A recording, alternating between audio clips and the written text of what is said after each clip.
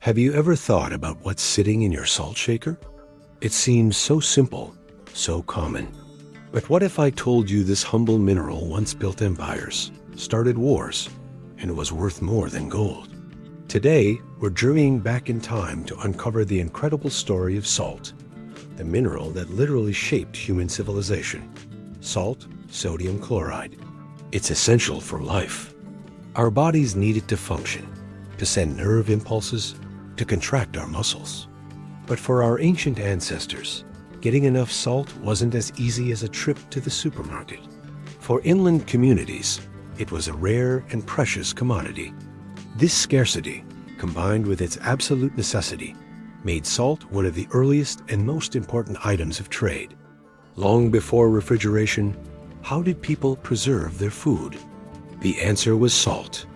By drawing out moisture, salt inhibits the growth of bacteria, allowing meat, fish, and vegetables to be stored for months, even years. This was a revolutionary technology. It meant societies could survive harsh winters, sailors could embark on long sea voyages, and armies could march far from home. Salt wasn't just a seasoning. It was the key to food security and expansion. The earliest evidence of salt production dates back over 8,000 years to what is now Romania and China. People would boil brine from salt springs in special pottery vessels until only the salt crystals remained. This was a labor-intensive process, and the salt produced was incredibly valuable. In fact, entire towns and cities grew up around these salt sources. The famous Hallstatt culture in Austria, one of Europe's earliest Iron Age civilizations, owed its immense wealth to its vast salt mines. Archaeologists have found ancient mining tools and even the preserved clothing of miners, giving us a direct window into their world, all centered around salt. As civilizations grew, so did the demand for salt. And where there's demand, there's trade. Vast networks of trade routes began to form, crisscrossing continents, all for the transport of this white gold. One of the most famous was the Via Salaria, or the Salt Road in ancient Rome. This was one of the oldest roads in Italy, built specifically to transport salt from the salt pans at the mouth of the Tiber River to the capital. For the Roman Empire, salt was a strategic resource. It was used to preserve food for its legions, and it was also given to soldiers as part of their payment. This payment was called a salarium, which is the Latin root of our modern word salary. That's right, the very concept of being paid. A salary comes from being paid in salt. This just shows how deeply intertwined salt was with the economy and power structure of the ancient world. The salt trade wasn't just a Roman phenomenon. In West Africa, salt was just as precious. In the Sahara Desert, where salt was abundant in places like Tagaza, it was traded ounce for ounce for gold from the kingdoms of the south. Camel caravans, sometimes thousands strong, would make the perilous journey across the desert, carrying slabs of rock salt to trade in legendary cities like Timbuktu.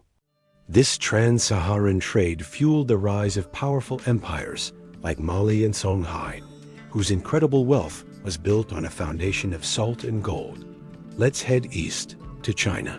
For centuries, the Chinese emperors held a state monopoly on salt production and trade. This meant the government controlled the price and distribution of salt, making it a massive source of revenue for the state. This salt tax funded everything from the construction of the Great Wall to the financing of military campaigns. The power derived from this monopoly was so immense that it often led to social unrest and even rebellions when the price of salt became too high for the common people. Even the Americas have a rich history with salt. The Mayan and Aztec civilizations controlled key salt production sites and used salt, not only for food, but also in religious rituals and as a form of currency. Control over these salt sources was a major factor in regional politics and warfare. But salt's influence wasn't always peaceful. The high value of salt inevitably led to conflict. The city of Venice rose to prominence in the Middle Ages by gaining control of the salt trade in the Mediterranean. They fought wars with their rival, Genoa, to maintain their monopoly. And the immense profits from salt funded the city's stunning art and architecture.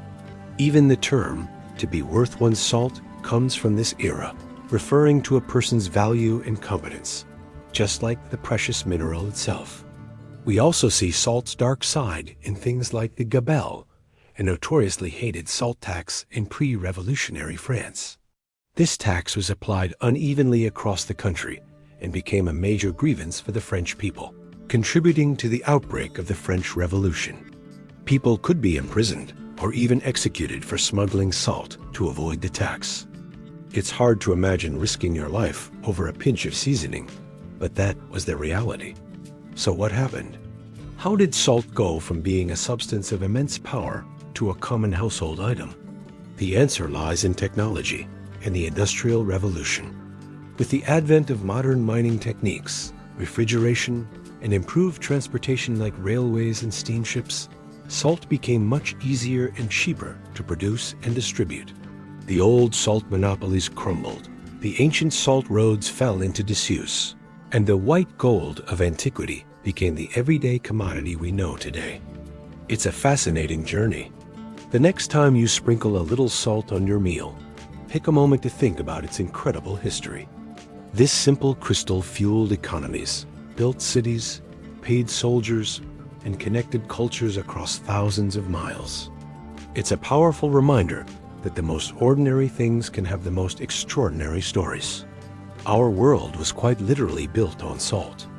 Thanks for joining me on this historical deep dive. If you enjoyed this journey into the past, make sure to hit that like button and subscribe for more stories behind the stuff of everyday life. Let me know in the comments what other common items you'd like to learn about. See you next time.